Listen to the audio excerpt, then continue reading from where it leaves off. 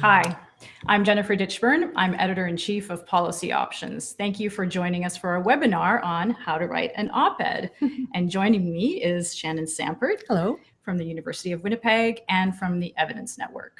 And we are at the offices of the Institute for Research on Public Policy in Montreal. In case you didn't know, Montreal is celebrating its 375th birthday this year. But of course, Indigenous people have been gathering and trading here for much longer than that. This is unceded territory. And we want to recognize the Kanien'kehá:ka people for being the custodians of the lands and waters in this area. And we want to thank Universities Canada for their sponsorship of this webinar. Thank you very much. So for both Shannon and I, op-eds are kind of our bread and butter, what we do every day. We are in the knowledge mobilization business, which is a fun business to be in. We deal with people who are much smarter than we are. Absolutely. Or at least I'll speak for myself. It's fun to work in that space every day. Shannon, why don't you tell us a little bit about the Evidence Network? Sure. Evidence Network has been around for about 6 years now. And what we do is we take 700 pages of researchers' dense data, and we transform it with our managing editor, Kathleen O'Grady, into 700 words of pithy opinion pieces. And then we market it out across Canada into opinion pieces through Canadian newspapers and media platforms. And every day in Canada, 3 Evidence Network pieces are published in a Canadian newspaper or on a media platform. And in case you don't know about Policy Options, we're a 37-year-old magazine, digital magazine now. We publish every weekday on matters of public policy and policy making. And I'll just give a shout out for one of our stories today, written by Danielle Bellan, Alana Katapan, and Elizabeth Schwartz on why you shouldn't ignore the mundane policy issues like snow removal, because they actually make a big impact on people's lives. So before we get into the heart of the issue, and I'll just tell you that at the very end, we're going to take your questions. Pour nos amis francophones, vous pourriez poser vos questions en français et on va répondre en français aussi. We thought about talking first about why you should write an op-ed in the first place. So we'll move on to the next slide.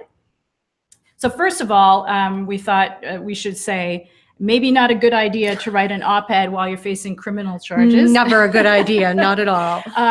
So moving on, you can though really influence a conversation around a policy issue by putting an op-ed out into the public sphere. Absolutely. You cannot misunderstand the importance of 700 little words, actually, how important those 700 words can be. And a great example of that is one of our writers, Helen Rees. She was working for years behind the scenes to try and get the asset cap for disability supports in Ontario changed. She did a ton of work behind the scenes, glad handing, presenting to the right committees, getting all the right responses, and nothing happened. She talked to politicians left, right, and center. For more than a year, she got promises, but nobody changed that asset cap at all.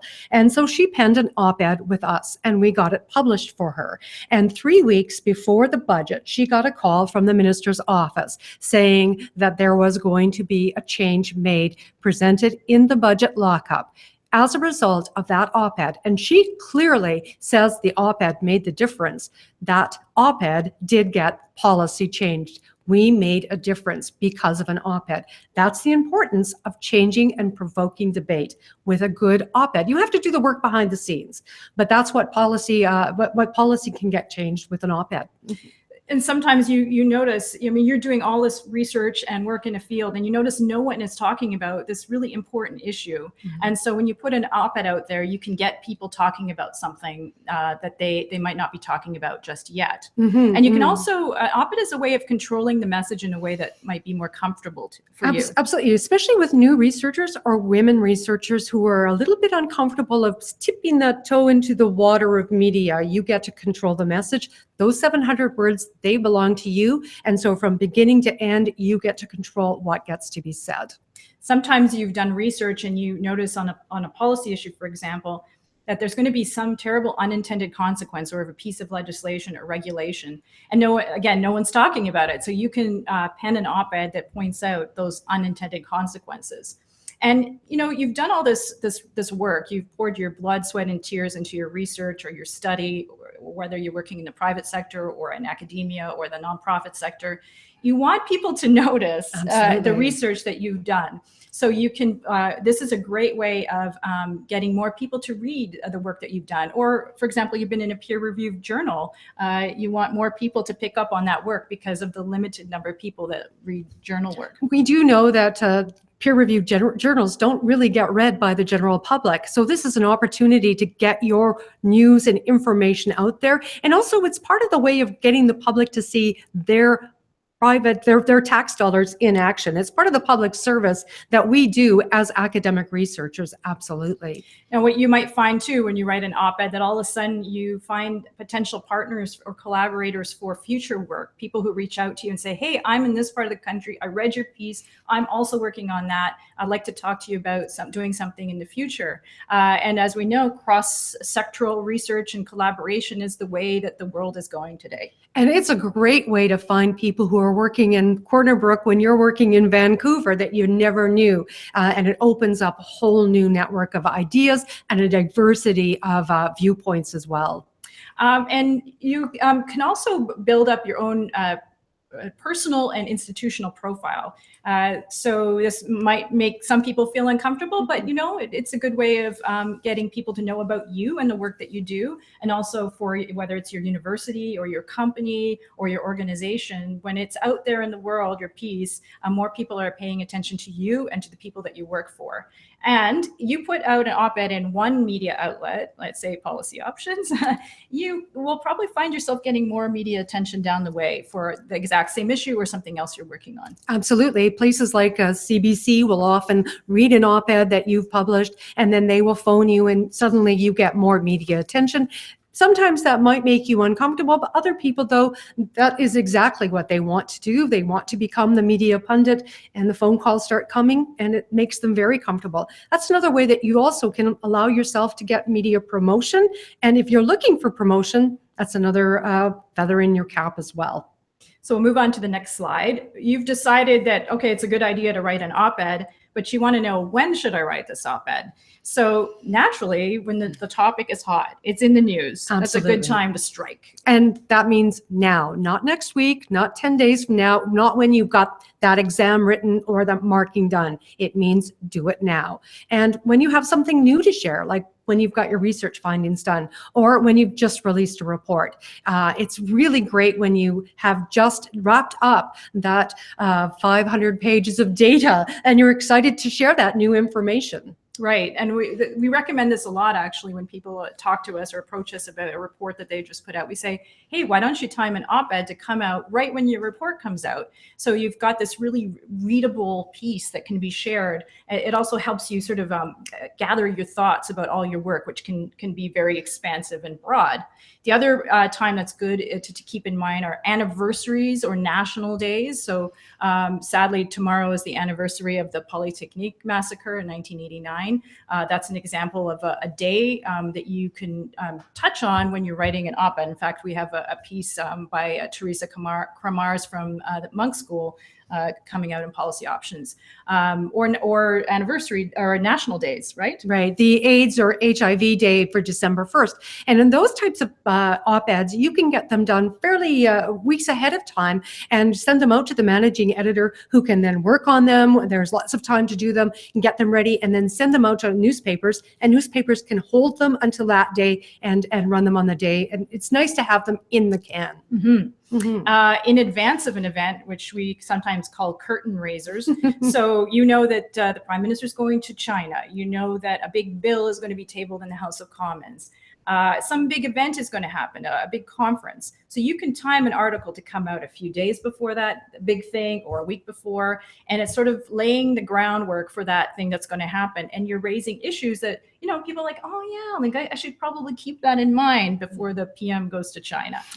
Or you can write it as a post-mortem, like, why didn't China want to sign a free trade agreement with the Prime Minister? You have an opportunity to write an op-ed right after that and give some analysis or context or historical understanding as to why the event fell apart. Mm-hmm. Now, this might seem a bit incongruous with our first point, but slow news times are also not a bad time to put in your op-ed. So between Christmas and New Year's, right after New Year's, the dead of summer, listen, media outlets, a lot of reporters go on vacation, and there are fewer and fewer of them, sadly. But you know, there's times when it's people are looking for content. You've been hearing this recently from editors, right? Absolutely. The editors right now are talking to my managing editor, Kathleen O'Grady, because they have a big chunk of time, about 2 weeks, that they need to fill on their op-ed pages. And right now is the time, if you want to get something into us, we will look at it because they have that time that they need to fill. If you have something you want us to get out there, now's a really good time to do it. And also something that's not time sensitive, right? Absolutely. Anything that's kind of evergreen that can stay on the page or can stay out there for 2 or 3 weeks, we're always looking for that. Absolutely. Yeah, sometimes editors talk about putting it in the can. So it's something that you store away, for example, to run between Christmas and New Year's. That's right. Love that. And then some people have something interesting to read when things are basically pretty quiet. Absolutely. So we'll move on to the next slide. So you figured out what you're going to write it, when to write it. Now you're going to sort of get down at your computer with a glass of wine. That's always important. I guess if it's the morning, it could be a really good coffee. And you're trying to figure, okay, how do I get started? And one critically important thing is to figure out what your core premise is. Right. And I always take a sticky note and post-it note and put it right up on my computer, because that's the way you stay focused. You have to have a sort of focused idea. You don't want to get too broad because you'll lose your way. You know, you'll get lost. You should be able to summarize it in an old school Twitter post. Tweet. It should be 140. If you can't summarize it in 140 characters, you don't have a good sense of what your core premise is. Shannon talked about the post-it note. One thing that I think is pretty effective also is to create a skeleton where the premise is at the top. And then you're filling in little branches of the skeleton all the way to the bottom. And each one of those branches needs to support the head of your Mr. Skeleton. Yes. And so that'll keep you in line. I find the most problematic pieces are the ones that didn't start off with a core premise, where I cannot tell you what this particular piece is about. Yeah, and they ramble and ramble and ramble, and you don't understand what the focus is. And if you can't understand what the focus is, I'm not going to read it after the first headline. After the first sentence. Yeah. So you also have to figure out who your intended audience is. And so that involves knowing where you intend on getting published. So policy options is a bit different. We have a readership that's really into the policy weeds, that is interested in some more complicated issues. So that's sort of the style that we are at, although we always need accessible language, which we'll talk about later. But other publications have different kinds of readers. Well, for us, for the Evidence Network, you're writing for the newspaper reader. And so you have to remember the person who's accessing this is accessing this at either first thing in the morning or at their lunch break or at their coffee break. So you want to have it accessible, but also you want to have it, you want to be able to hook them, and you want to have it relatable. Remember, you're talking not to your colleagues, you're talking to your mom, or you're talking to your best friend over a coffee or over a glass of wine. You want to be able to make it relatable. Like, why should they spend 3 minutes first thing in the morning reading this op-ed? That's what you want to think about. What's the intended audience? And these two thoughts are linked, the publisher style and the length. You need to know the length that you're aiming for. So again, policy options were a bit of an outlier. We go between 700 and 1,200 words. But most publications need shorter than that, right? Yes, for us it's 700 words. And please, please, please don't think that we're going to make a special exception because yours is very, very good. Yours is probably wonderful. It's still 700 words. I'm sorry. Whoa, you guys are strict. Oh, we are. We'll move on to the next slide, please. Another thing that's vitally important is, besides the main premise, is your structure. You need to build a really solid structure for your piece. We'll move on to the next slide. So we're going to go through each of the building blocks that you see on this particular slide, and you'll have access to this document later. But here's what basic structure of a piece would look like, starting with your introduction. And we'll move on to the next slide. So where Shannon and I come from in the newspaper world, we talk about an introduction as a lead. Right. And Exactly. You want to hook your reader. You want to be able to hook the reader with something that is interesting and will make them stand up and pay attention. It's like, something anecdotal, something first person, something that's going to really make them say, oh, I want to spend time reading this. And nothing is going to make them uninterested than something like this article will argue today. That is going to make me go to sleep in 2 seconds. Yes. And, sometimes people, because they're used to writing this way, they say things like, in this paper, I will, or in this essay. No, you're not writing. No. It's not an essay. And in fact, the format has to be different from an essay. So on that note, don't bury the lead. So if you're going to tell the reader what the premise of your op-ed is, it cannot appear 400 words in. It has to appear towards the top. Yeah, a lot of mistakes we see that researchers do is they do it upside down. We have the lead up to the thesis versus the lead with it. They like to tell us who died at the end. We want to know who died right at the very, very beginning. Mm-hmm. Yeah. And date and time openings, not great. No, in Montreal on December 5th. No, we don't want to see that. Not at all. That's usually not the most important bit of information about your piece. So moving on to the next slide. The next bit that comes in your op-ed will be what we're going to call the nuts and bolts. Right. So you're trying to explain to the reader, why should they care about this issue? This is hugely important. We're giving up 3 minutes of their day in the morning or in the afternoon. So for some of them, actual money too that they pay for in order to read this. So you have to tell them why it's really important to them. Why should they care about this issue? And if you don't know why they should care, you shouldn't be writing the op-ed, really. Mm-hmm. So you're giving them context. So the context can be statistics. Bees are dying at this rate this particular year. It could be historical background. This is the information about all the journey of this particular piece of legislation. So you're really setting out the basic information about this issue, and it needs to be higher up in the piece. Absolutely. And as you say, the historical or statistical context for it, and the reading about it right now. Okay, moving on to the next slide. So this is sort of into the main thrust of your op-ed. You're going to be going through your main points. One thoughts, yes. One thought, one idea per section, supported by evidence. So a recent example is a piece that we just published on Evidence Network by Jennifer Zwicker and Stephanie Dunn that talked about the data on children with disabilities and the fact that in Canada that there is very limited data on children with disabilities. And it started with a hook about how we the hook was basically on if we collect data, then it gets taken care of.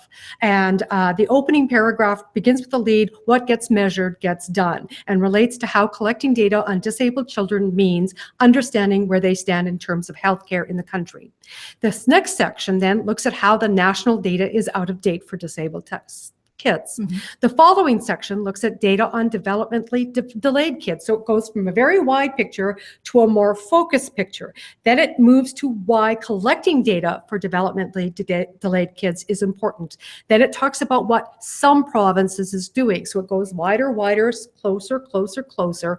Then it talks about why it's important. And then it talks about short-term solutions. And then it talks about federal solutions. So it actually has a piece, a point, and it makes a solution for each at the very, very end for why it's important. So it's very, very logical. It has a beginning and an end, and it has a purpose recommendation at the very, very end that makes sense. It has a flow, and it has a focus. It doesn't talk about disabled or developmentally delayed kids in the United States. It talks about it in Canada, and it's very, very focused. It was a beautiful, beautiful, beautiful op-ed piece. Well done and well orchestrated. And structure can be where things sort of fall apart, I find. So people will bleed, they're talking about one thing and it will bleed all of a sudden into another section, completely disjointed. So remember when I was talking about maybe sketching out a skeleton, in this way you can see, I'm grouping my thoughts into different discrete areas,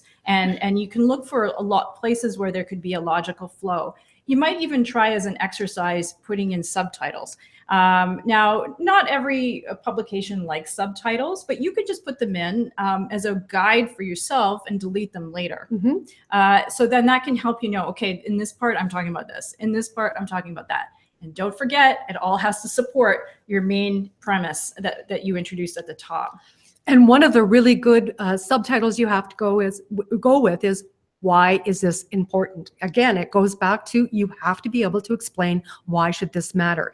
The other last point there that was important is proposed recommendations. It's not enough to say the federal government has to take steps. You need to be specific about which minister you want to take steps. So say things like the Minister of Revenue Canada, or the Minister of Finance, or the Justice Minister needs to take steps. And you should give them a time frame as well. It is a fair and constructive way then that you provide feedback to the actual department or the government that is constructive, rather than just blaming. And it's actually a really good way of getting your point out there.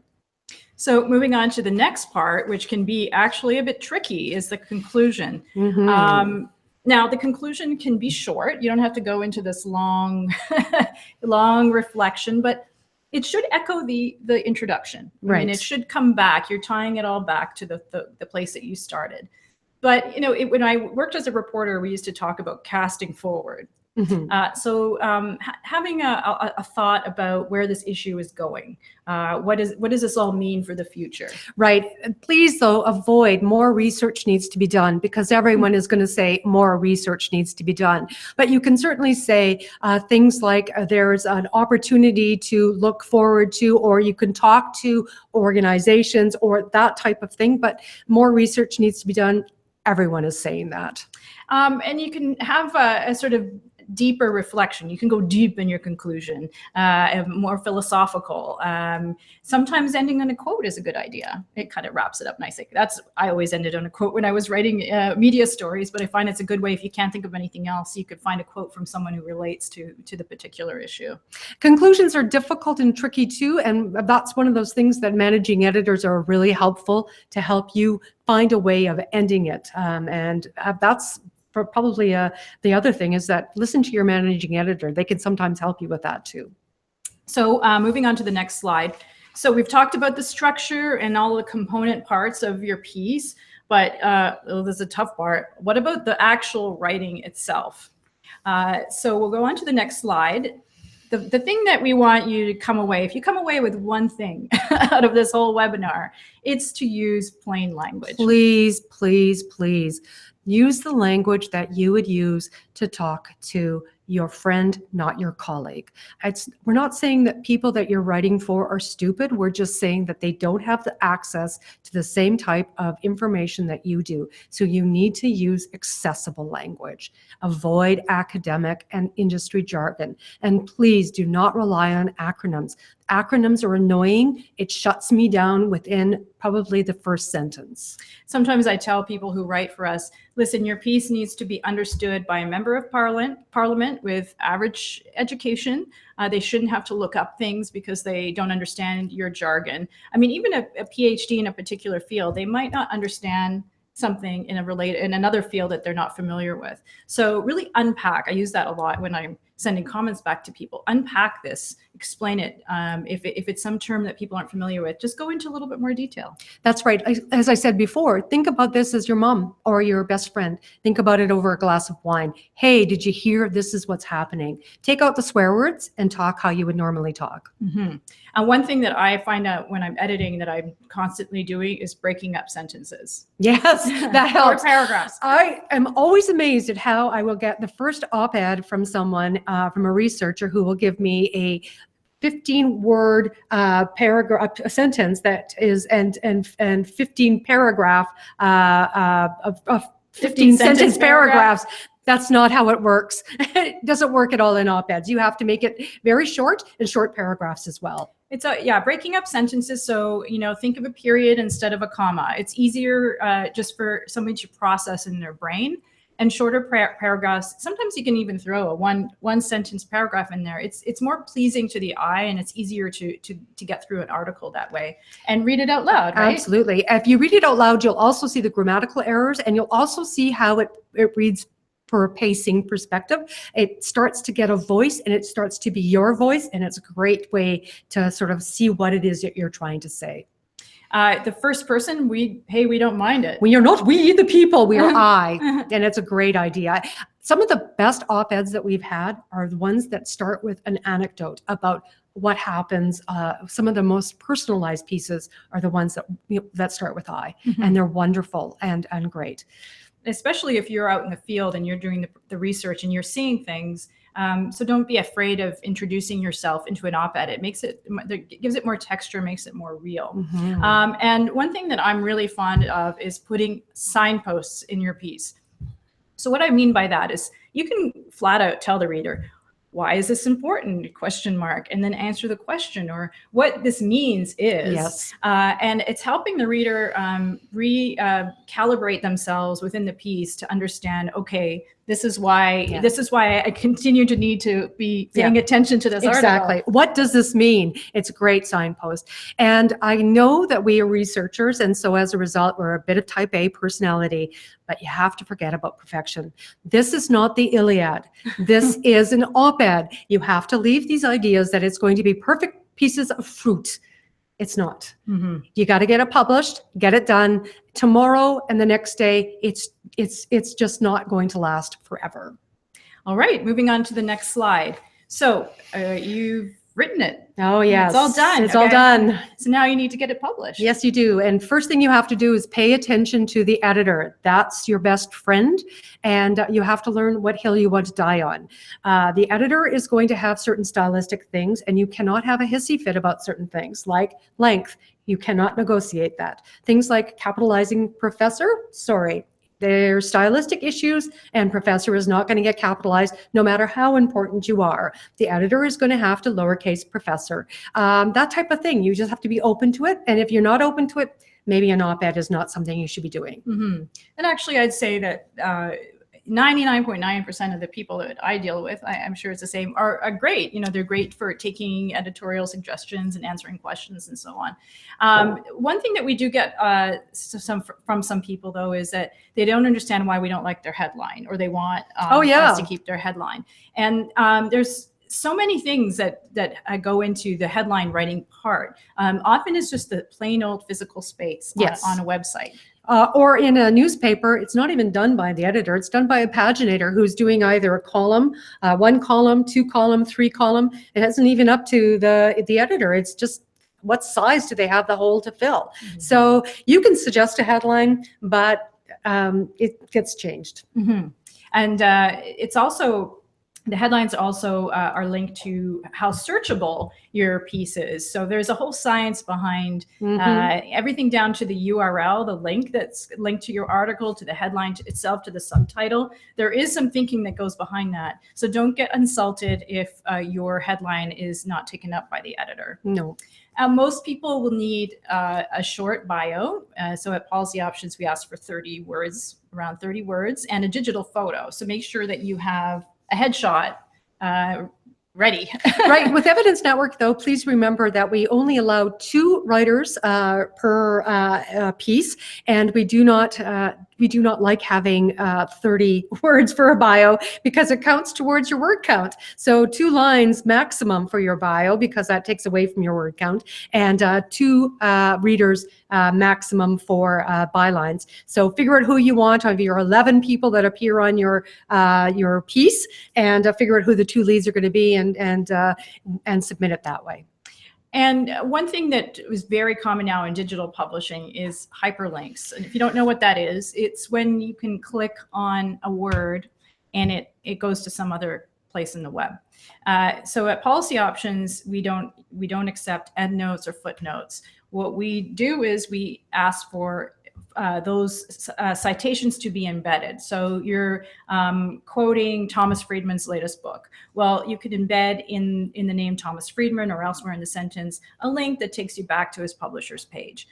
So if you don't know how to do that, ask someone in your office, how do I do hyperlinks? If you're working on Word, it's as easy as highlighting the word and right-clicking, and there's in the little menu that comes up, it says link, and you just pop the address in that box there. Yeah. And it's great for the reader because you've given them this great piece of writing, but they want to go deeper. They want to go and read up more. They want to read the UN's SDGs, or they forgot about them. So you can just, click on this. It's really handy. So learn how to do hyperlinks. And Evidence Network, all of this stuff that we publish all as well on our website includes URLs as well. And so for those of you who are just like crazy about ensuring that they have references or works cited list, that's the way to do it. We just do it with URLs for sure. And, of course, all publications are really into social media these days. They want to be promoting your pieces. You can help them out.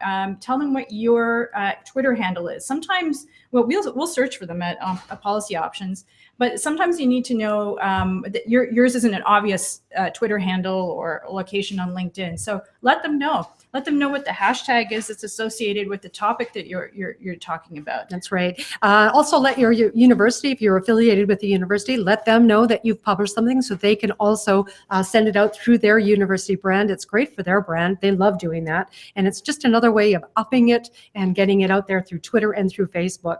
And also, it's a nice way to let your mom and dad know that you're out there as well. They love that kind of thing. At least my mom and dad do. Yeah, we find actually when we share op-eds on social media, I mean, it really increases, again, the network of people that are going to see your piece, because everybody has like interesting ways that they're intersecting with people out there in cyberspace. The last thing I'd say about getting published is to be sympathetic to your editors. Yes. Yeah. I don't know of many newsrooms in the country that are not seriously overworked. Yes. You might think that you're dealing with a cast of thousands, but you're actually dealing with like one person or two people. So be patient. Sometimes your piece can't be dealt with right away, or it'll take a few days or maybe a week or even longer. But it's not like the old days where there were shops of like 20 people dealing with your pieces. Yeah. And the bottom line is this is supposed to be a little bit of fun, and it's supposed to be something that you should enjoy, and it is. It should be. And it's an opportunity for you to actually get your work out there and to get some feedback, and some positive feedback as well. So enjoy the ride, because it can be really enjoyable. Mm-hmm. All right, just moving on to the next slide. We put together some links. You'll have access to this document later. Some links on recommended reads or things to listen to.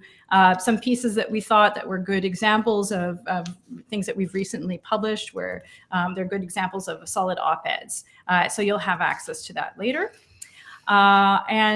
Just one more time, we want to thank our sponsor, Universities Canada, for supporting this webinar. Thank you very much.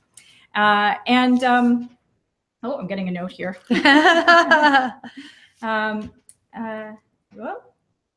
Okay, I'm sorry, I can't really read this writing. Okay, yes, sorry. We will make this, I think I said a few times, we'll make this document available on our website. Excellent. So thank you. Thank you to all of you for tuning into this webinar. And we are ready to take some of your questions if you have them for us. Now, maybe while we're waiting to see some of your questions that might have come in from the net, maybe tell me about some of the pieces that you've been working on. Oh, I see a question here. No, you should never. The question is, should you submit op-eds to multiple publications? How is that received on the publisher side of things? The question, should you submit to multiple publications at the same time?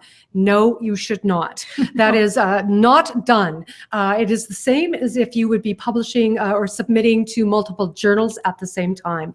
Because what happens inevitably is one will take it, and then the same one will, or another one will take it all at the same time, and they think they have exclusive rights. So that is not a good idea. How about you? Do you like it when someone submits to you and then somebody else or the same same pieces published someplace else the same day? No, in Absolutely fact, not. we've had so just back to the subject of newsrooms being very resource strapped. We've had the unfortunate situation a few times where we start to edit a piece and spend our time and resources. Sometimes we contract out for copy editing, so we're actually spending money on these outside on these things. So and then we find out that it's been published somewhere else.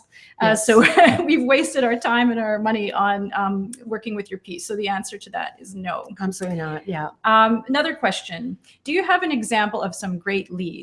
What's one you've never forgotten? Oh, wow. That's putting us on the spot. Yeah. I'll have to think of one that I wrote. well, let's talk about that a little bit, though. I mean, a lead can be...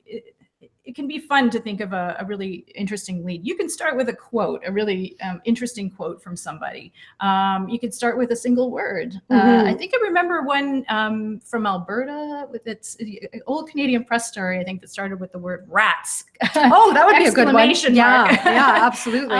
You know, so it can take all forms.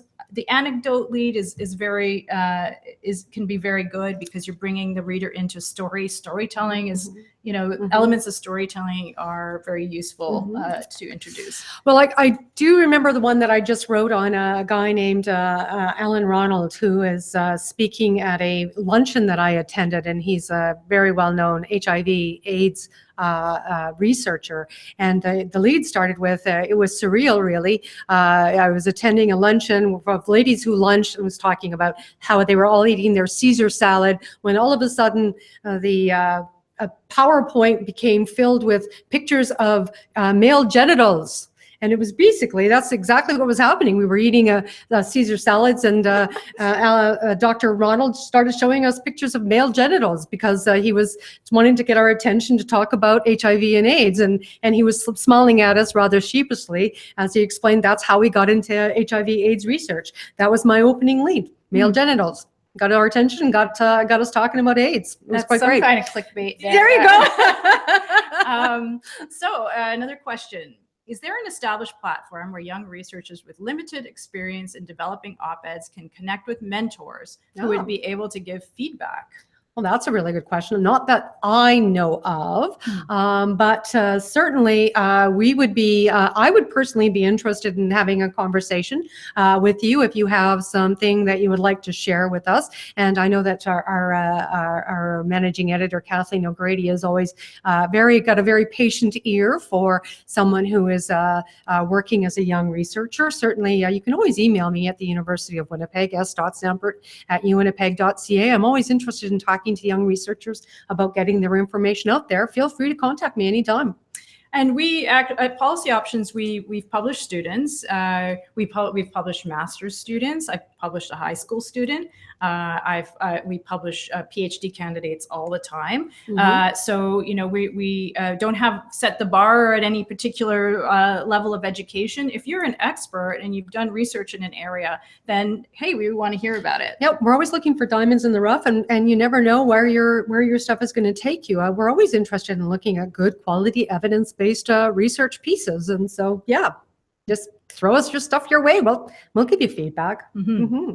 Next question: can you develop on how to get policy option style op-eds published in general newspapers? So I'm going to try to extrapolate. So I think you're talking about maybe deeper dives on policy issues. So again, I think it goes down to understanding the style of the place that you're trying to publish in.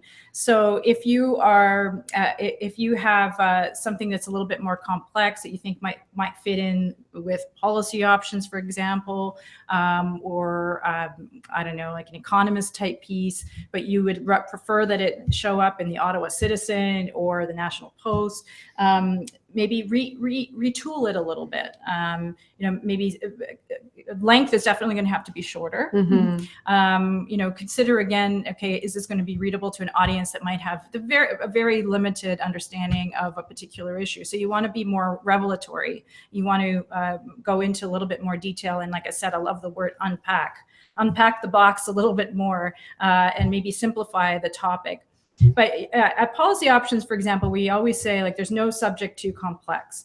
And I think that that actually is true of any publication. You can talk about the most complex issue, but if you can write about it in a simple way, you can bring the reader along with you to understanding it. Look at successful shows like Quirks and Quirks that go through very complex issues around science. I mean, you can make things understandable even though you're dealing with a very complicated research. So the next question here is, once the op-ed is submitted via email, how long should we wait to follow up with the editor by phone? I think it really depends. I think it really depends on, first of all, what the op-ed is about, and second of all, whether or not you're established with the editor, which company or organization it is. I think it kind of depends. I know as the op-ed editor of the Winnipeg Free Press, which I was for 3 years, it really, if you hadn't heard from me for a week, contact me again. And if it was sort of an evergreen topic, I would probably go, oh, shoot, I forgot about it. Yeah, okay, I'll get you. Yeah, okay, I've got you in the lineup now. Or I would say, yeah, I'm not interested. Thanks a lot for trying. But the Globe and Mail, listen, those folks are fairly busy. And if it's a really hot topic and they haven't got back to you a week, I think you can pretty much take that as they're probably unlikely to be interested. But I don't know. What do you think, Jennifer? We try to get back to people within 48 hours. It's, you know, sometimes things happen. You know, our team is pretty small. So, you know, that's going back to where, you know, give us a little bit of leeway. But it's good to nudge, you know, if you're wondering what happened to my piece, you know, it's good to, you know, maybe I would say maybe after 4 days or something, saying, hey, what, you know, are you going to publish this or not? But yes, the big media outlets, you know, they can be very busy with multiple things on the go. So, you know, you might not always hear back. I don't want to speak for them. Yes, but if it's a hot topic, I would sort of say, listen, if I haven't heard back from you within 48 hours, I'm going to take it as a no and take it someplace else, because you also are working on a clock, right? So you don't want to lose that window. So I would be really upfront with the editor and saying, I have to also work on a time clock here, but you can't also submit to multiple publications. So if they know you're on a clock, they might take the hook faster as well. Just sort of in the same vein, I'll just mention, you know, occasionally we'll get something that's much too long. So somebody will submit something that's, you know, 5,000 words.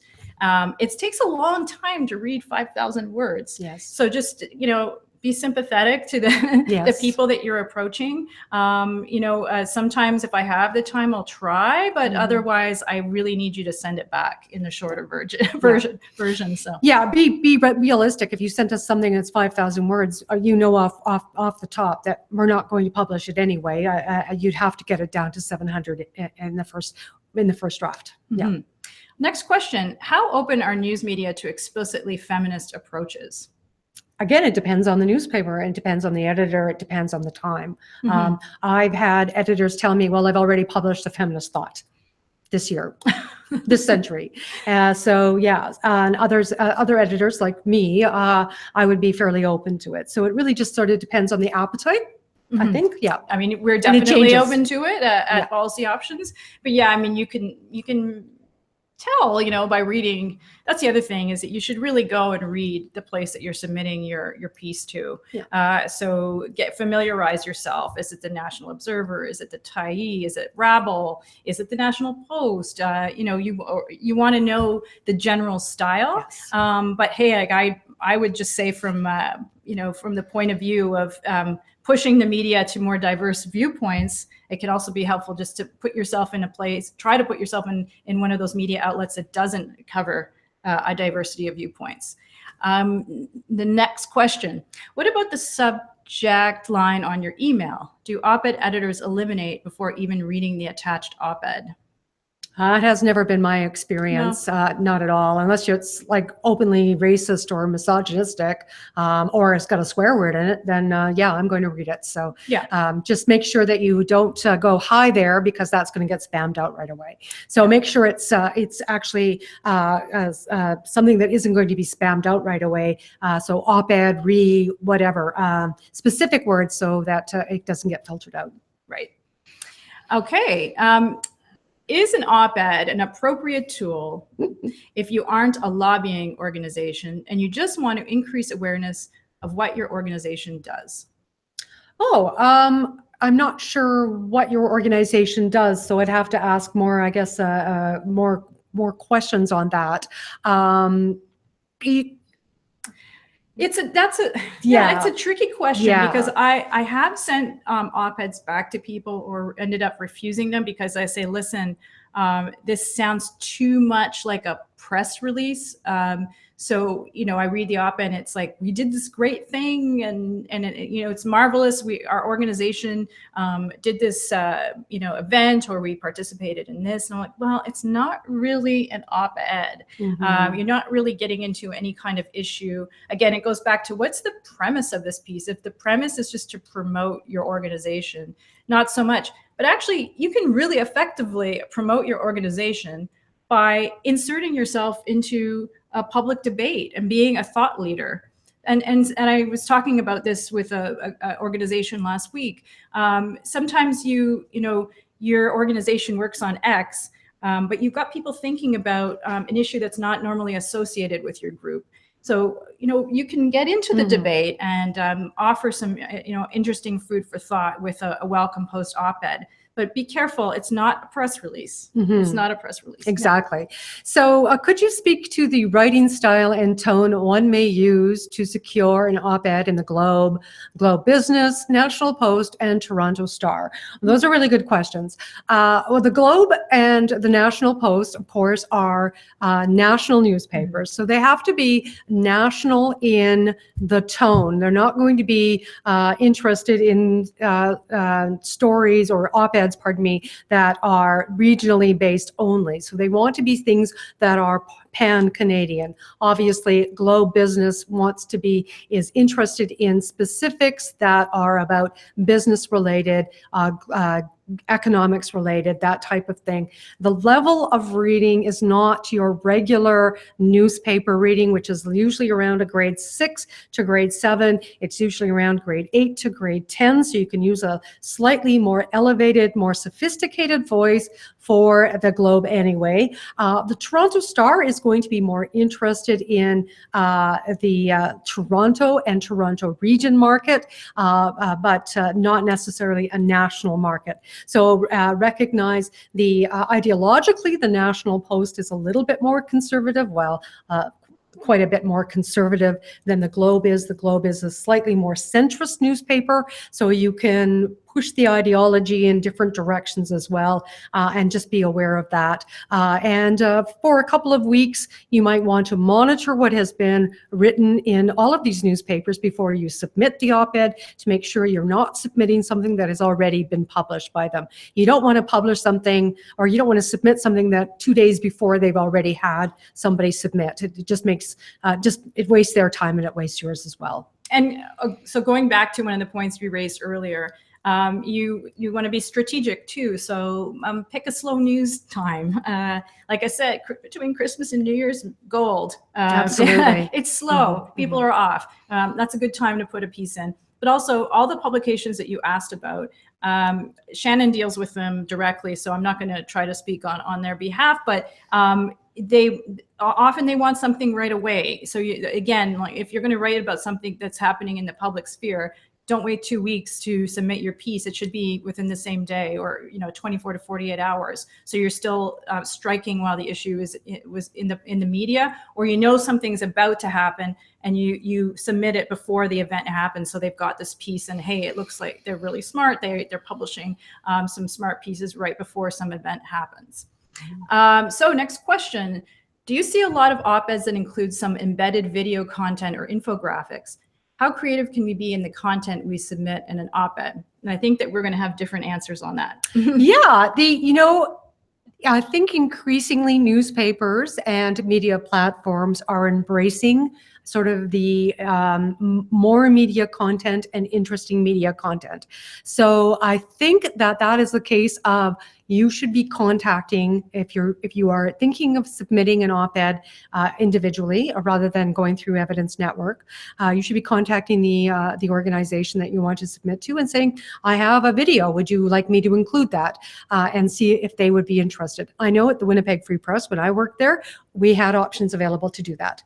And so that would be something that our web team would have been excited to be able to produce.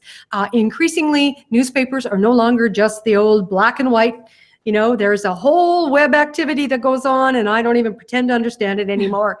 And that's fantastic because it's become completely different. But you should do your homework and just see if they're interested in doing not just the op-ed, but also all the stuff that comes along with it. Okay, well, we would be thrilled if you said, here's an infographic. We actually produce some of our own interactive graphics. We tell our writers, if you have charts or figures, like, please send them to us. Usually we require the raw data, but that's a whole other story. Yes, we would embed video. Yes, we would embed tweets. Photographs, that's a big deal. You know, there can be pretty lousy photographs in some subject areas. I'm thinking of Indigenous issues, for example. It's very hard to get respectful photographs, good photographs. So if you have photographs to suggest or ones that you've taken for a publication like ours that's completely digital, we would be very interested to know what additional material you have to make the article come alive, the op-ed come alive on the page and on people's mobile devices as well. I should just back that up, though, that we'll also have to recognize, again, to go back to what we said a couple of times now, the newsrooms are increasingly smaller and smaller. So if it takes a lot of work for them to put it up, don't be surprised if they say, we're going to pass this time. But if it's already ready to go, like a video that's easy to put up, then they will likely take it. Right. Let's see. What's the motivation for a newspaper to publish an op-ed? Well, they mainly publish papers that are in line with their editorial line, even if op-ed means the opposite. The idea of op-ed pages is to present a diversity of perspectives and to get many voices on the page. So op-eds that have something to say that's different than what the editorials are saying is exactly what they're looking for. And it is to fill that page. In essence, if you have provide them with an op-ed that is polished, it is one less piece that they have to worry about, that they have to pay someone to produce. And so they're quite happy to take good, well-written, evidence-based research that they can publish and put on a page. Right. Yeah, so I think increasingly now, thank goodness, media outlets want to share a diversity of points of view. Some are a little bit slower on the uptake than others, but I think if you look in different publications, you'll see that the viewpoints span the spectrum on particular issues. So I wouldn't be afraid of going to different media outlets and saying, here's my piece, even if the editorial line seems a bit different. A question, if you are successful in getting an op-ed published, what are the accepted practices for the author to then republish elsewhere? This is a good question. Not as a newspaper op-ed, but rather with other online publications, blogs, etc. Well, that's really up to you to check with the newspaper. There are different requirements with different newspapers in terms of what they own and what you own. So you just have to make sure that you check with the newspaper and what you signed, etc. CBC sometimes requires their freelancers to sign an ownership a freelancer agreement, and so if you've signed that, you don't have control of it anymore. So you have to make sure that you own up to what you've signed and then live up to that signature. Yeah. So other publications like the one that I work for, Policy Options, hey, we want it go crazy. It can be published anywhere.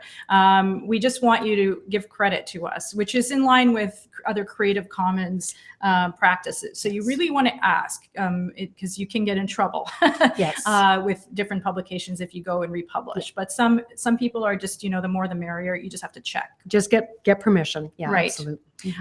What advice would you give to those wanting to write op-eds about minority issues that might be perceived as not relevant to a mainstream audience? Well, first of all, I think that a lot of times minority issues should be relevant to mainstream. It's time that we actually started talking about stuff that nobody's talking about. These kinds of issues sort of need to come out, I think, and start being talked about. So don't be afraid to actually pitch them to major mainstream mainstream newspapers and mainstream media platforms. But there's also some smaller newspapers and some smaller media platforms that you might want to do. There's a little bit of research that you have to do that you can look at for publications as well. I'm not entirely sure what you mean by minority issues, whether you're talking about racialized minorities or just about smaller issues that might not be picked up. But at any rate, I think it goes back to what we were talking about before, which is what's the whole purpose to writing an op-ed? So sometimes writing an op-ed can be to put something out there into the world to say, hey, look over here, you're forgetting about a critical issue that people should be paying way more attention to. Yeah. So this is one of the reasons why you should write an op-ed in the first place. Pay attention. Yeah, pay attention. Absolutely. So here's another question. Can an op-ed be done on behalf of a group or an organization, or does it need to identify an individual as the writer? You have to have a byline. It has to have a byline with an individual. You cannot have Heart and Stroke or Diabetes Association. It needs to have an individual. We get that question actually pretty frequently. Now, we will actually publish pieces with multiple authors. It gets a little bit hard with the architecture of a page. I mean, past 4 people, I can't really do it. But when it's an organization, then you kind of lose sight of the fact that somebody is actually writing the piece.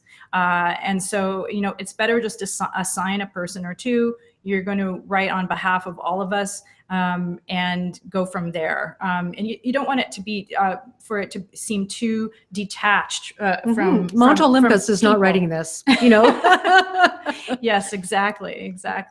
Yeah, I mean, and again, like going back to the topic that we talked about before, you as an organization or an institution can be a thought leader in different areas by taking on an issue and writing an op-ed, but you really do need your best writer within your organization to take the pen up and write the piece. So yeah, maybe on a related topic is ghostwriting. Yeah. Along the Paul Manafort issue. Yeah, so that's a little bit complicated. I think, recognizing that not everybody who wants to write a piece is so good at it. Yes. Sometimes it's a natural thing for some people, and sometimes it's not. And sometimes you want to put your president on it, but that's not who actually wrote it. But that happens too. Yeah. Okay. Last question. How can we find out about options for publishing op-eds internationally? Oh, well, see, we were just talking about that today, and the idea of how do we get stuff published in the United States and elsewhere. And that's a really good question. One of the things you have to think about is how do you make your information publishable or interesting for the international or Canadian market, or for the international or American market. And the same way that you would for the Canadian market, you got to do the research. New York Times, Chicago Tribune, all of those organizations are available online, just like The Guardian. All of that information is available online, and how to make submissions is available online.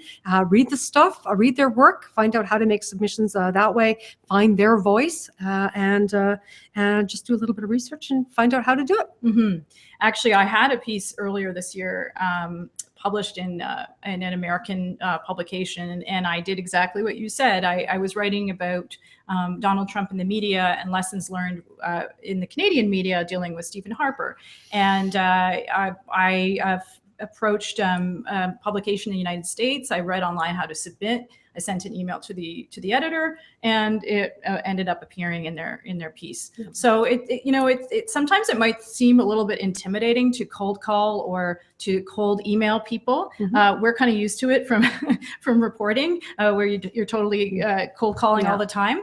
But don't be afraid. I mean, they're just people, and they'll respond. They'll respond. And you guys are all researchers. This is what you do for a living as well. So just do a little bit of research and you can figure the international market out as well. Mhm. So it's been great to It's- have you thanks, Jennifer. here in Montreal. And we hope that you got something out of our webinar on how to write an op-ed. We could talk about this Forever. a lot. I mean, we could take the component parts and then talk about each part. But as I said before, the PowerPoint that you were seeing on the screen will be available on our website. And we thank you very much for joining. Thank you from Policy Options and the Institute for Research on Public Policy, and look us up for submitting pieces. That's right. We're, as you can see, we're very easy to deal with, and we welcome learning about your research Yes. and your findings and the hard work that you do, and we want to help you get it out there so people Absolutely. can talk about Yes, it. exactly. Thank you. Thank you. Thank you.